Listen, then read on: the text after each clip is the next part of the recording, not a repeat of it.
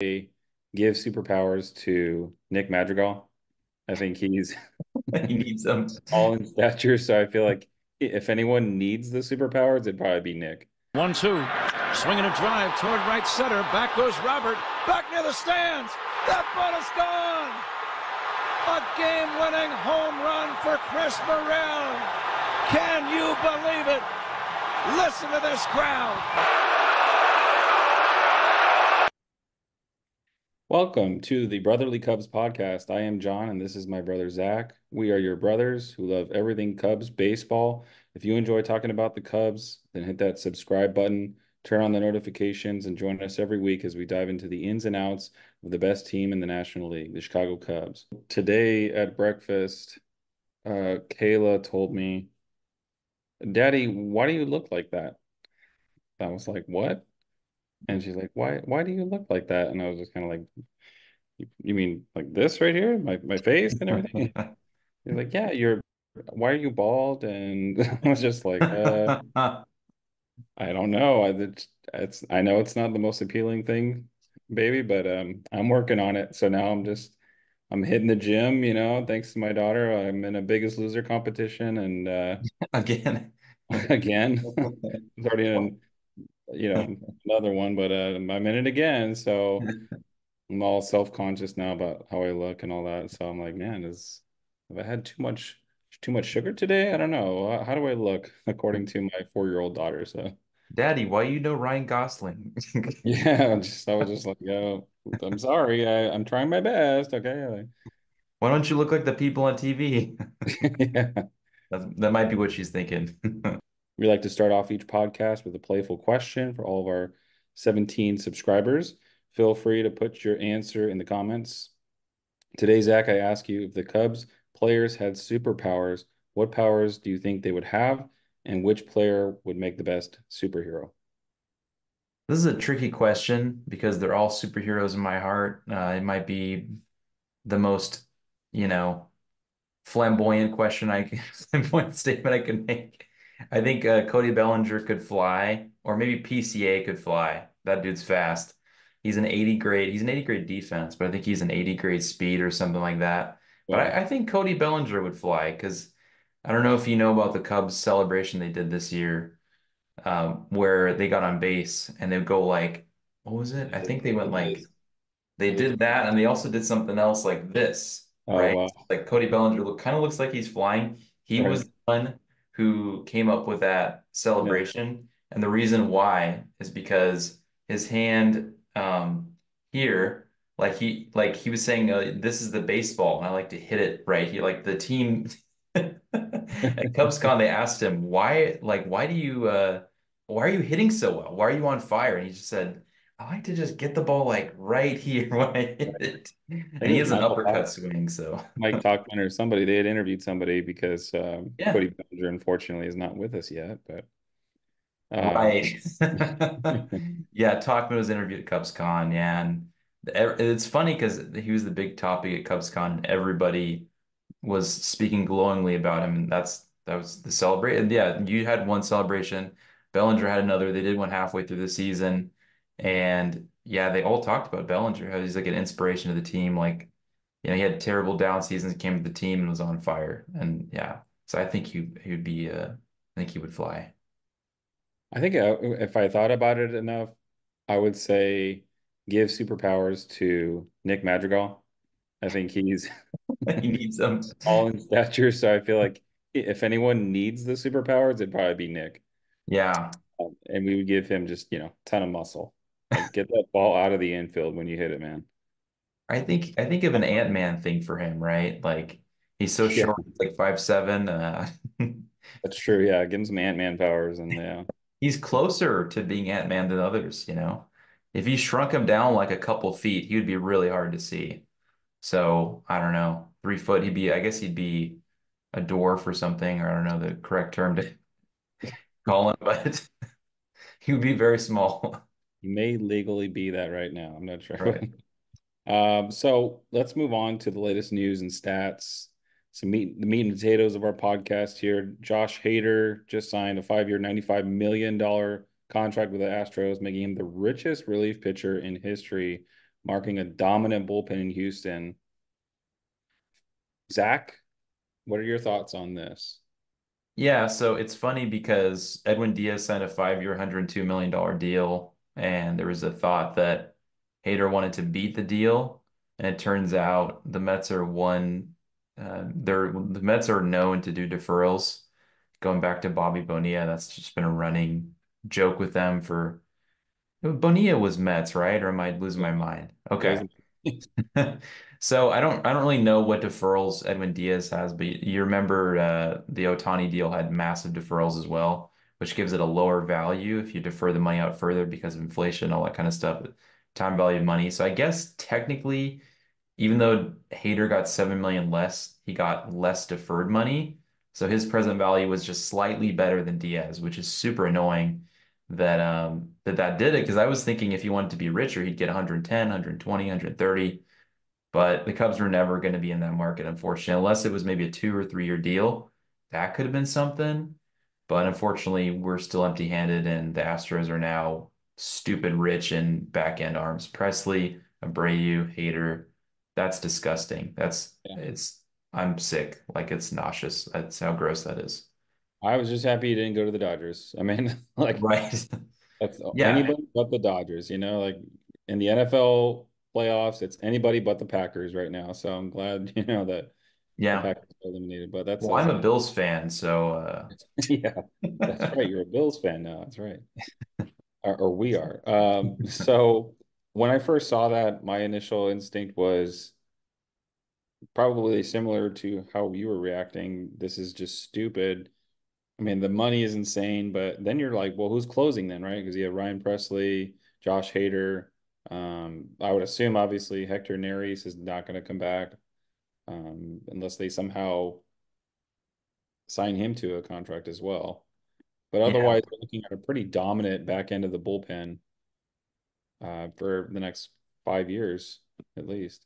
My instinct was that once this deal was signed, a few more signings would happen, and it's actually still been slow. We can expect things to maybe slowly trickle in. And Steven signed for 3 for 30 with the Angels, so I'm hoping that, like you said, Neris, there might be a few others that sign this week, and hopefully the Cubs get one of them. I mean, a lefty, Matt Moore. Those are my thoughts. As Hader signs, like, okay, what are the lefties left? It's Aroldis Chapman and Matt Moore. Right. I was listening to Locked On Cubs not that long ago, and they were mentioning that name as well before the All-Star break. I know you were really big on Moore as well, and Matt Moore, that'd be a pretty decent pickup. The Cubs could swing that. Yeah, they need to make a couple. Last year they signed Brad Boxberger, formerly of the Milwaukee Brewers, who is solid, could get lefties out with that circle changeup that fades away from the left-handed batter. And they also had signed Michael Fulmer, formerly of the Tigers, had a closer relief type role, bullet slider, like 90, 92. They gave him a sweeper. He had trouble controlling it a bit. He's had shades of being good. And then Brad Boxberger was not good and also was injured for like a majority of the year. So the Cubs just struck out all of their signings last year, the bullpen, and really the minor league relievers were not good. So they need to make a couple more signings to stabilize the back end. Right. They did not want to go over the cap at the All-Star break, so that's one of the reasons why they didn't add more bullpen help, even though they obviously needed more bullpen help. But our topic of conversation is going to swing towards the minor league rankings. The MLB Pipeline released the Cubs' top 15 prospects. We're going to talk about the top 10 today.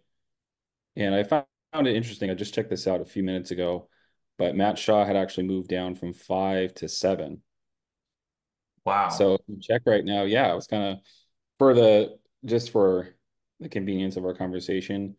I'm going to talk about the top five, and then I'm going to pitch it to Zach for the bottom five for 6 through 10. But actually, technically, Zach, you would be responsible for talking about Matt Shaw if we had actually released this podcast maybe a day later. So, Yeah, I mean he's all yours if you want. yeah, He's phenomenal. yeah. So I'll just start off at the top here. So we have Pete Crow Armstrong. if you're kind of confused about what he looks like, for me, I listed him as a celeb lookalike, as like a Russian villain. Uh, he definitely needs to. I have a couple different things here, three different things that I think he needs to focus on. One is improve his plate discipline. He had 6 strikeouts and 14 at bats. So there's obviously a little bit of concern there. It's a very, very small sample size, and I think with a little bit of seasoning at AAA, he'll be just fine. Some comps for him. So some comparisons at the major league level is Kevin Kiermaier. That's one that I've heard. I think he would be a slightly better defensive Kevin Kiermaier, even though he's already Kevin Kiermaier is pretty solid defensively. The only thing is that Kevin Kiermaier can hit a little bit more, obviously, than PCA. He needs to improve his base running. So PCA was very aggressive as far as using his speed. He was caught 2 out of 4 times for stealing attempts. So he definitely needs to improve his base running, and I think that'll come when he starts to look at the pitcher's movements to the plate, look at their mannerisms, and slowly catch on to that, when to break towards second base or third base. So I feel like he'll definitely get a feel for that as he gets more and more experience and sees more and more pitchers. The third thing that I have here is keep defense at an elite level. His defense is perfectly great or perfectly fine. No complaints. My only concern is maybe if he gets too overly aggressive, and that could maybe come into play at the major league level if he feels like he's used to making those types of all-star caliber plays. But otherwise, I'm very excited for PCA. I think he'll maybe make it to about July, hopefully no later than July, and we'll see him at the major league level as long as he's ready. At number 2, we have Cade Horton. So for me, his celeb lookalike is Breckin Meyer / Sonny Gray. Breckin Meyer was in Clueless, for those of you guys who don't know. He has an elite strikeout to walk ratio. He has 117 to 27 walks last year, which is good for 4.3 strikeouts per walk. He has a plus fastball, plus slider. His curveball needs a little bit of work. His changeup needs a little bit of work. So if he just keeps working on those 2 pitches, I think once he commands his fastball at an elite level and he's ready to move on to AAA,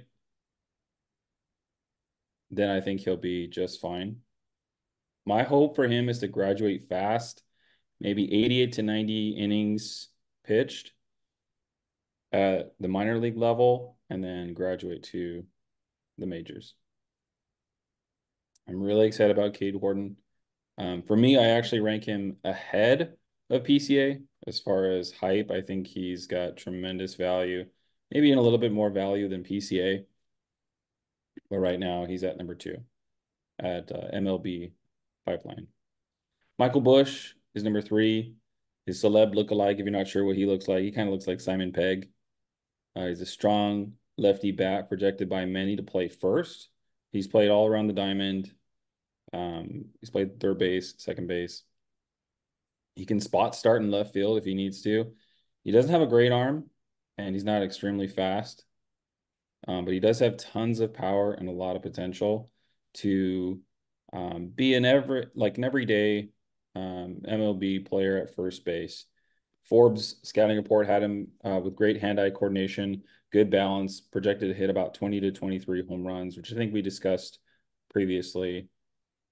So I'm thinking maybe a Nick Castellanos type of player, hopefully. He's more likely to be a supportive player to get on base than to slug. So he's going to be the player that adds on to someone that's going to slugs, maybe like a Hoskins. If we sign Hoskins, you can maybe slot him ahead of your big sluggers.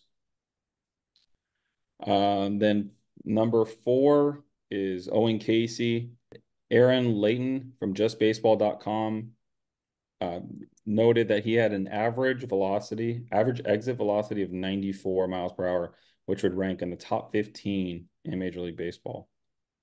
His max exit velocity that he hit was 117 miles per hour. It's You can say like 110 or no okay. 117. Yeah, I mean, I thought that was only, things you see on the video game. Like, Oh my God. yeah, he's What? got tremendous power, big slugger, lefty bat, a big arm. He's got a great arm. I was watching a clip where he threw out Edwin Rios um, on I think it was the spring training game. It was like Canada versus the Cubs or something. Wow. And he threw him out from right field. Like Edwin Rios is not Wait a minute. Last year, Canada played the Cubs and O'Casey was on Canada. Canada. Canada played the Cubs. I wasn't sure if it was which clip I Oh, was watching, spring training or something like that. But Canada had played the Cubs, and Owen Caissie threw out Edwin Rios. I'm like, wait, am I watching this correctly? Are we saying the that's right? that's so cool. Yeah, it was. I'll have to see if I can find that clip for you. But yeah, when I was watching, I was like, wow, okay, this guy has a cannon. Yeah. Potential to possibly be a DH, depending on what the outfield looks like. There's a lot of potential in our outfielders. As you know, we've talked about this in depth about possibly trading from our outfield depth to acquire other pieces. So it just depends. I mean, he would be a tremendous DH, but you could also slot him in at left if maybe you end up moving on from Ian Happ, or if you trade one of your other outfielders and he could fill in. So it just depends. But hopefully he'll be able to come up 2025. I wouldn't think obviously this year unless he for some reason exploded onto the scene and just between double A and triple A and just was absolutely tearing the cover off the ball. But it looks like more like 2025 for him. And then coming out at number 5 is Matt Shaw. I'm a huge Matt Shaw fan, and every time it seems like I get on YouTube and just Google Matt Shaw highlight reels, it's just insane. One of the recent videos that I was watching, he hit a ball 507 feet. Wow. Once it was a grand slam versus Iowa. They were down 3, and he hit a grand slam, which didn't even look like, I guess it was 507 feet, but he hit it to dead center, and the outfielder did not move. He just sat there watching it for like 10 seconds, and it was just insane. He has tremendous power. He hit 347 with 32 home runs, 97 RBIs in the last 421 at bats, according to Cubby's Crib. The question is, does he take over the third base job possibly this year, late this year? I mean, that seems like a pretty aggressive promotion, but Yeah. Jim Callis of MLB.com projects him to be the fastest riser. So if anybody could do it, it would most likely be Matt Shaw. He's versatile. He can play third base. He can play shortstop, so he can spell Dansby Swanson if he needs to. We know that Dansby Swanson needs a break every now and then, but not Every according player to does. Nico, I yeah. But it seemed like Dansby really needed a break last year, and he just kind of I don't know if he played through it or if David Ross just kind of well, said, "You're Ross good." is trash, so So sucks. I'm really curious. I'm very curious. I think besides him and Cade Horton, I'm really curious to see how quickly they can get to the majors and how much are they going to impact our baseball team. He's taken over, I want to say it's 97% of the reps that he's had this offseason at third base, Mhm. or maybe even higher than that. So he's definitely getting his reps in to play third base and take over. My question to you, Zach, is do we need a stopgap right now at third base? Or do you think that he could arrive at the scene at the major league level this year? Like, do you feel like we need to sign someone to a 1, maybe 2 year deal? Or do you think we need to maybe just see what we have, maybe stick Morel at third base, and then just roll with Matt Shaw either late this year or next year? Yeah, this is a really good question. It is the penultimate question of the Cubs offseason right now. Is it the way I would address it is from the latest media reports in the last few weeks, couple weeks, are that if the Cubs somehow don't sign Cody Bellinger, re-sign him to a multi-year deal, let's say the money's too much, he's gone, right? They're gonna want to fill in the gap with a little bit of offense. And maybe that's Matt Shaw, but I just don't see Shaw going for more than a few years, especially with Jed Hoyer's careful planning for deals in the long-term future. So in terms of a stopgap, I still feel like it's internal. There's no other players in the market. I mean, it could have been Candelario. That could have been the stopgap. I would have been fine with that. Give Matt Shaw a soft landing. I think it'll be some combo of Burrell, Wisdom, and Madrigal, as I hate to say, three names at third. That's unfortunately might be the direction they go. And Morel, if he can learn to play third, even league average, he's going to be a top, 10, 15 third baseman because of his ceiling.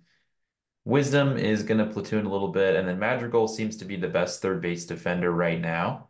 I actually won't even be surprised if at some point in the season they juggle things around and Nico plays a little bit third and Morel plays second. Maybe in spring, maybe once a month they do something like that. It sounds like Morel's going to be very versatile and he won't be the full-time third. I think they're going to have a carousel of options at third there. And Right. hopefully Shaw has definitely a good chance to come up this year, but we got to see what he looks like with more than a few hundred at bats, maybe a couple hundred, get him to AAA and then have him face a little bit more advanced pitching and see if the numbers hold up. Right. Yeah, I know Morel was getting work at first base, right? Right. Yeah, And he did get work at first, and he got a little bit more work at third in the Dominican Winter Leagues this offseason as well. that's all I have for the top five. So I'm going to pitch it to you, Zach, for 6 through 10. My 6 through 10 on the Cubs MLB Pipeline prospect list, the top 10, don't have any celeb lookalikes. Number 6 is Kevin Alcántara.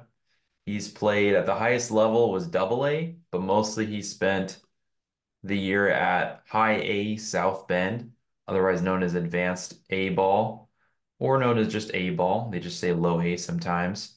He had a full season there, 400 plate appearances.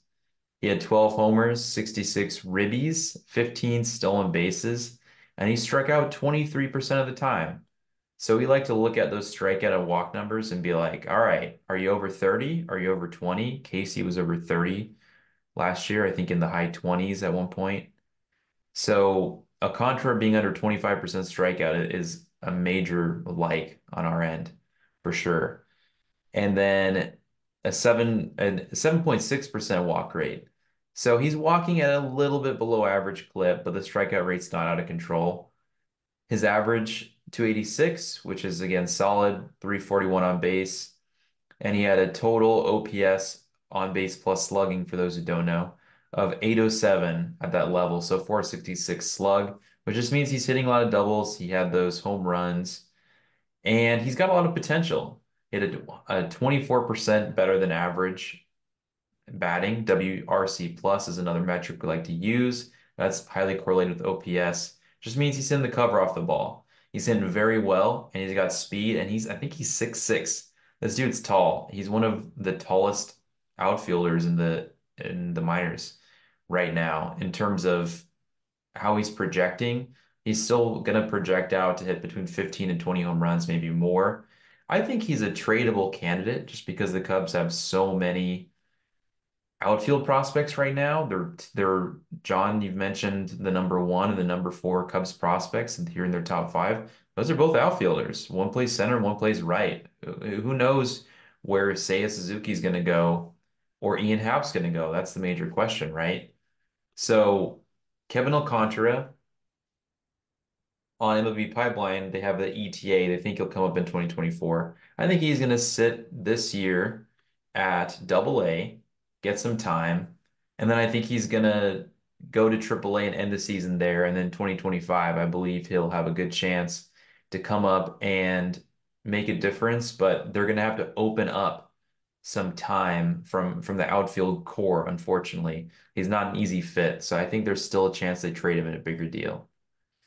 Number 7, I have Ben Brown on here, and I think he has a good chance of being up to the big leagues as early as maybe May or June, depending on how the bullpen shakes out. I think he has a good chance of landing in the bullpen, getting a soft landing as Steele Alzolay, Keegan Thompson did at various points throughout the last few years.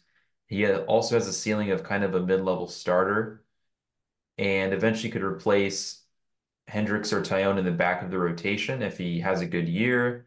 They may want to limit his innings. He'll get some time in the sixth, seventh inning, maybe a couple multi-inning type appearance. And then I think at some point he has a good chance of graduating and again being, hitting 95, 97. He has good strikeout stuff.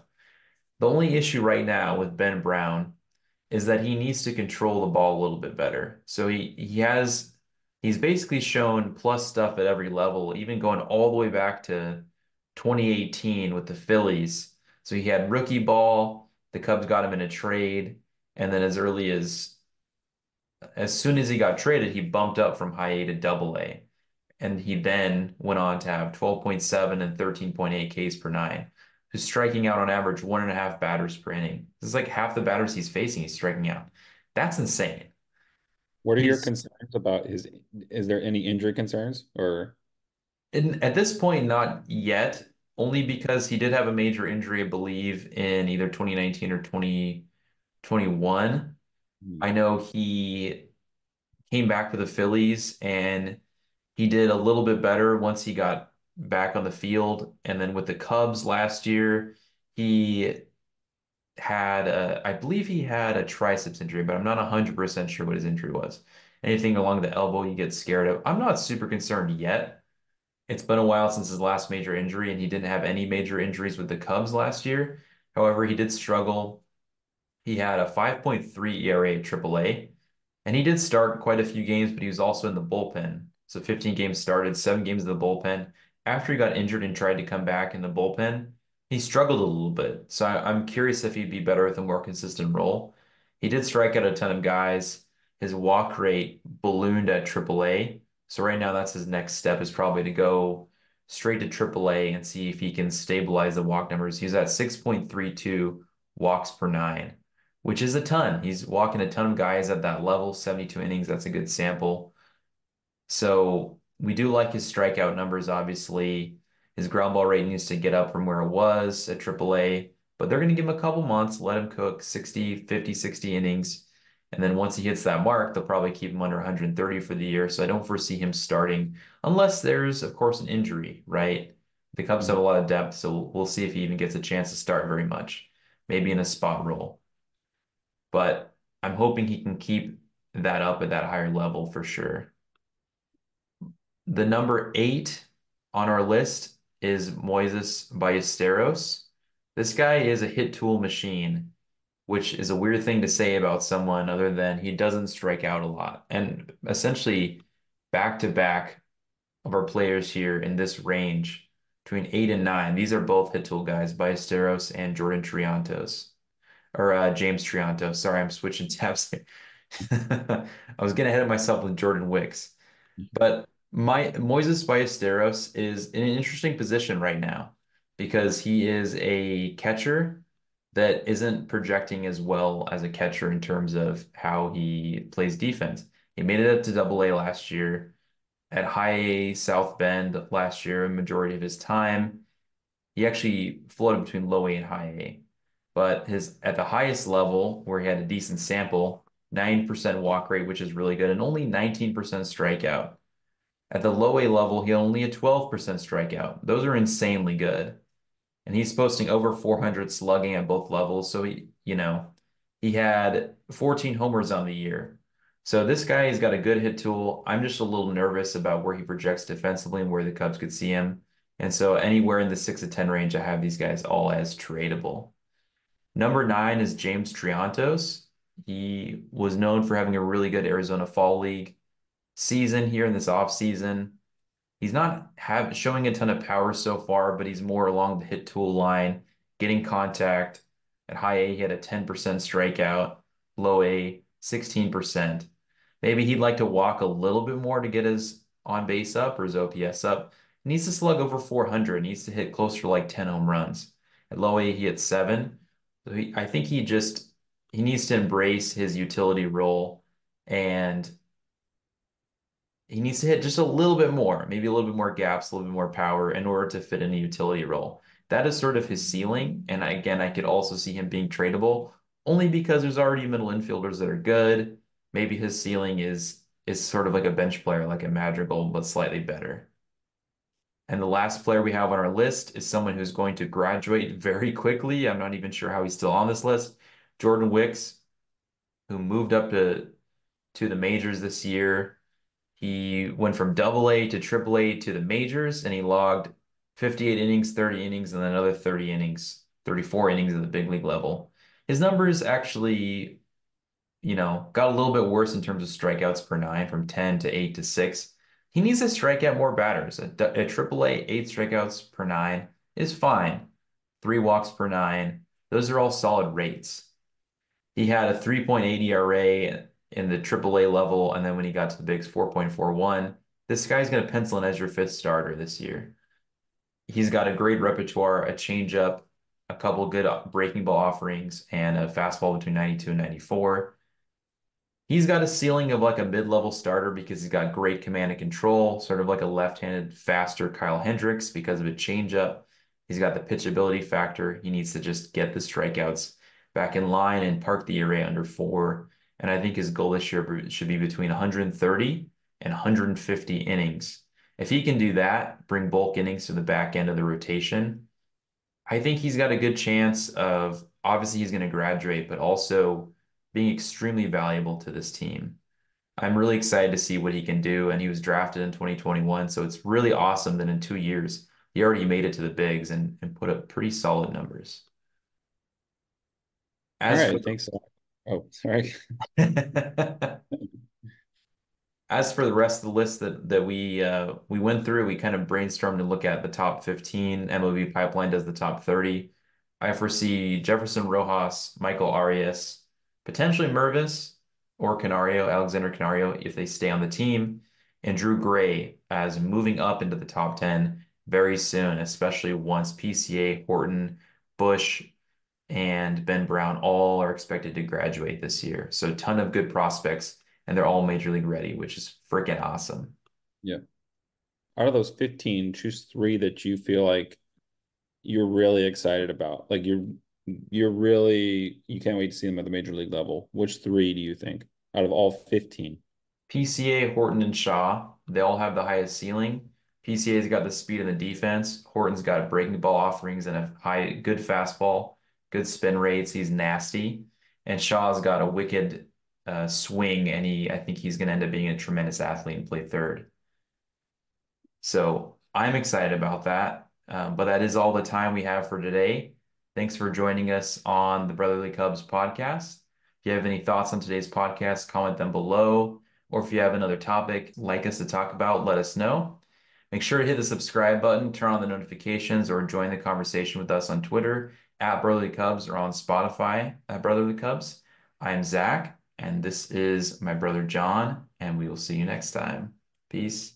Peace. Listen to this crowd.